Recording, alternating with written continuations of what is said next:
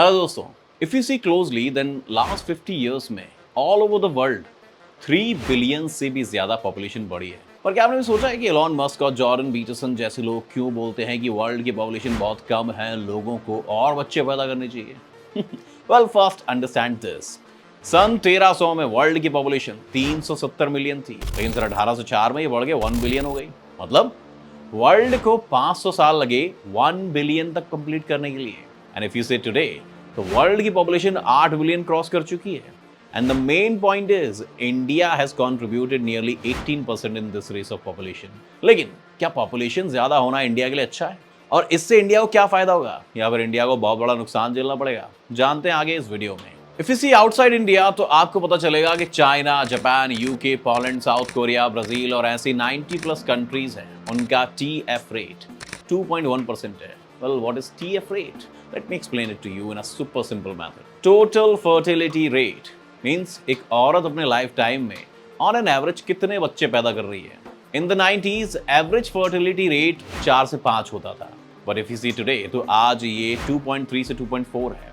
And this is very dangerous because see, जब ये rate 2.1 हो जाता है तो उसको रिप्लेसमेंट रेट कहा जाता है। मतलब ना इधर पॉपुलेशन कम होगी ना बढ़ेगी, क्योंकि जितने लोगों की डेथ होगी उतने ही लोग नए पैदा हो जाएंगे।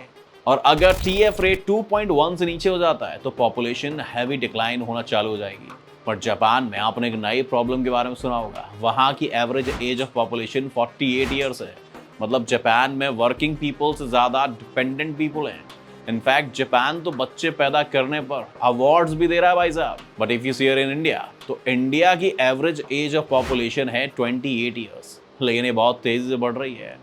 और जो हो सकता है कि आने वाले कुछ सालों में इंडिया की हालत जापान जैसी हो जाए। बट वन कैन आस्क, बूढ़ी पॉपुलेशन होने से प्रॉब्लम क्या है?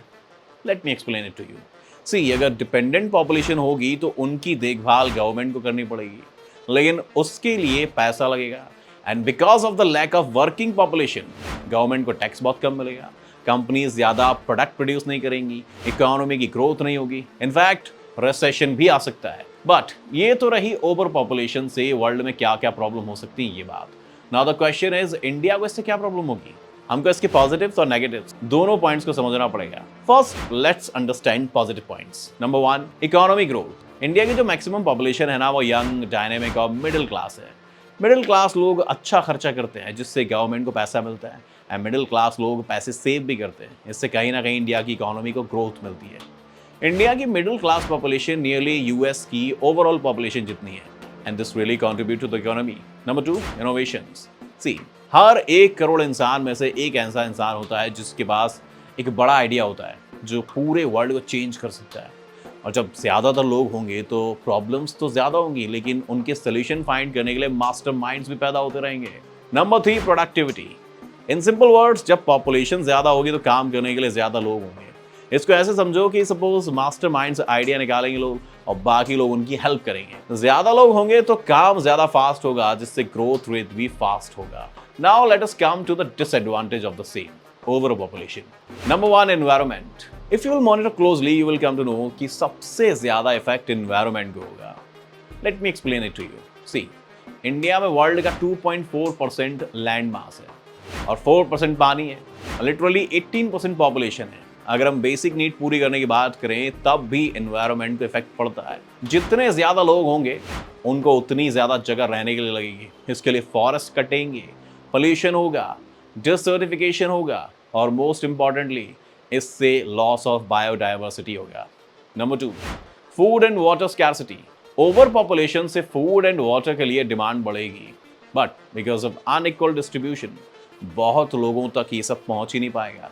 Number 3, climate change. सी, जैसे जैसे पॉपुलेशन बढ़ेगी तो डेफिनेटली सेवरल डिमांड्स भी बढ़ेंगी। एनर्जी, ट्रांसपोर्टेशन एंड रिसोर्सेज की डिमांड बढ़ने से ग्रीन हाउस गैसेस का एमिशन भी बढ़ता जा रहा है और फ्यूचर में भी बढ़ेगा। Green house gases like carbon dioxide, methane and nitrous oxide heat को अर्थ के एटमॉस्फेयर में बंद कर देते हैं और इसकी वजह से वर्ल्ड का टेम्परेचर इंक्रीज हो रहा है। This warming effect is known as the green house effect. Over population climate change करने के लिए बहुत सारे तरीकों से रिस्पॉन्सिबल है। For example, energy consumption. See, population के बढ़ने के साथ साथ डिमांड फॉर एनर्जी बढ़ेगी इंडस्ट्रीज के लिए, व्हीकल्स के लिए एंड फॉर हाउसेस। इस एनर्जी का मैक्सिमम पार्ट फॉसिल फ्यूल जैसे कि coal, oil and natural gases जलने से आता है। And as I said before, इससे गर्मी बढ़ती है। Number 2, deforestation. अर्बनाइजेशन के लिए जमीन का ज्यादा से ज्यादा यूज होगा और ज्यादा से ज्यादा पेड़ काटे जाएंगे और पेड़ों को काटने की वजह से वो कार्बन डाइऑक्साइड को एब्जॉर्ब नहीं कर पाएंगे। एक राइटर है एंडियाज मैलम और जेटकिन, उन्होंने कलेक्टिवली एक बुक लिखी है व्हाइट स्किन बैक फ्यूल। इसमें पेज नंबर 182 में ऑथर्स क्लाइमेट चेंज के बारे में बहुत कुछ बताते हैं जो कि आप में से काफी लोगों को शॉक कर सकता है। बट अभी तक मेन प्रॉब्लम के बारे में बताया नहीं गया। That problem is unemployment. Yes, एक कहानी बताते हैं आपको अशोक की। अशोक क्या था भाई साहब, एक मिडिल क्लास फैमिली का बच्चा था। उसने अपने 16 साल वेस्ट कर दिए bye running behind the jobs. In fact Ashok ने 16 साल के टाइम पीरियड में 5 डिग्री हासिल की, BA, MA, MEd, B.Ed and LLB। But the main point is, इसने ऐसा क्यों किया? So the answer is government jobs. In fact ये सिर्फ अशोक की स्टोरी नहीं है, ऐसे ही लाखों लोगों के साथ हुआ है। इस टॉपिक के ऊपर हमारे पास एक और वीडियो आप देख सकते हैं, उसका link. So come to our main topic. 2022 में वर्ल्ड पॉपुलेशन की रिपोर्ट में ये बोला गया था कि वर्ल्ड पॉपुलेशन 2030 तक 8 बिलियन से ज्यादा हो जाएगी। But as I said, world की पॉपुलेशन अभी 8 बिलियन क्रॉस कर चुकी है। दिस मीन्स कि पॉपुलेशन को जितना स्पीड से बढ़ना चाहिए वो उससे ज्यादा स्पीड से बढ़ रही है। And you won't believe, China की TF रेट 1980 में 2.6 था। मतलब एवरेज एक औरत 6 बच्चे पैदा कर रही है। इसको कंट्रोल में लाने के लिए चाइनीज गवर्नमेंट ने एक 1 चाइल्ड पॉलिसी इंप्लीमेंट की है। लेकिन चाइना ने इसको 2015 में बंद कर दिया बिकॉज चाइना की पॉपुलेशन 2020 में 1.414 बिलियन थी और 2021 में 1.4126 बिलियन। मतलब एक साल में सिर्फ 5 लाख लोग ही बढ़े। बहुत बढ़िया फिगर है ये। मतलब इतने बड़े देश में पॉपुलेशन का ग्रोथ इतना स्लो एक डेंजर साइन हो सकता है। इन technical words, this is the decline of population. In fact now the fertility rate is China is only 1.15। मतलब पॉपुलेशन अब बढ़ नहीं, घट रही है। अब तो चाइना ने 3 चाइल्ड पॉलिसी इंप्लीमेंट कर दी है क्योंकि चाइना की जो मेन पावर है उसकी पॉपुलेशन थी, लेबर पावर थी। लेकिन अब चाइना उसको लूज करती जा रही है और ये हालत इंडिया में भी शायद हो सकती है क्योंकि इंडिया की फर्टिलिटी रेट भी बहुत तेजी से माइनस हुई है। सी 1965 में इंडिया का जो फर्टिलिटी रेट था वो 6 था, 2005 में घट के 3 हो गया। अभी प्रेजेंट में 2.05 है। And as I said before, ये 2.2 होना चाहिए। इफ यू सी क्लोजली तो आपको पता चलेगा कि पॉपुलेशन एक बहुत ही नाजुक कॉर्नर है। इसको बैलेंस करना पड़ता है क्योंकि अगर ये ज्यादा बढ़ेगी तब भी दिक्कत है और ज्यादा घटेगी तब भी दिक्कत है। इससे बचने के लिए मेरे और आपके जैसे लोगों को क्या करना चाहिए? First, female education. फीमेल्स को फैमिली प्लानिंग के बारे में एजुकेट करना। इनफैक्ट ओनली फीमेल्स को ही नहीं, मेल को भी एजुकेट करना। Because in maximum cases female के पास फैमिली प्लानिंग के बारे में कुछ नॉलेज ही नहीं होती है। Second, social marketing. स्कूल से तो हम अच्छे से एजुकेशन की आशा ही नहीं कर सकते, इसीलिए हमको खुद को, अपने लोगों को इसके बारे में अवेयर करना चाहिए। ज्यादा पॉपुलेशन वाली जगह पर जाके TF रेट के बारे में बताना चाहिए, पॉपुलेशन के बारे में बताना चाहिए। और अगर ये सब नहीं कर सकते तो सिंपली ये वीडियो सबको शेयर कर दो या फिर आप ज्यादा के लोगों को बताओ। Third, consider adoption.